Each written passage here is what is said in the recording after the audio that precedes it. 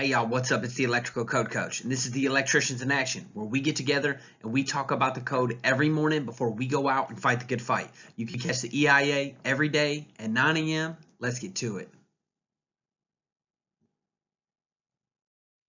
Hey y'all, good morning. Let's get to it.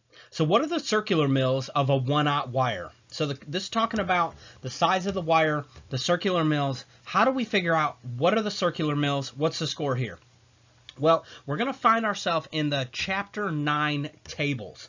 If you ever forget where the Chapter 9 tables are, they're in the back of the book. They're tabbed if you've got your tabs. If not, just go to the table of contents. It'll tell you what table, and it'll tell you what page number it's on. We are on page 689 of the 2017, and we're on page 705 of the 2020. So why would I even need to know the Cmils of a wire? Well, typically it's when you're dealing with voltage drop, right? Anytime you're dealing with voltage drop, you have to input the circular mills of the wire into the question in order to get the proper answer. But there may be other circumstances that you need to know it. So this is the area in circular mills, and we're in Chapter 9, Table 8. So when you get to this table here, always read the black bold heading.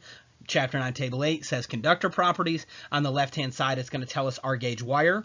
The first one you come to is stranded on the ones that are double listed. First one solid, second one stranded, respectively. Okay.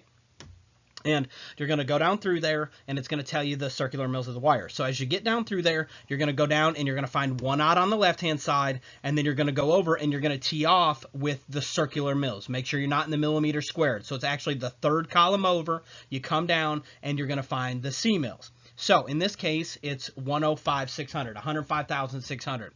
But one thing that I want to point out here, and I had somebody ask me this question, and I didn't even know this way in the past when I was testing.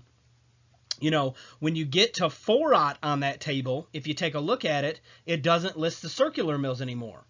And the reason is when you get to 250, okay, 250 kc mil size wire, you already know your Cmils. It's 250,000 and so on and so forth. So 300 kc mil is 300,000.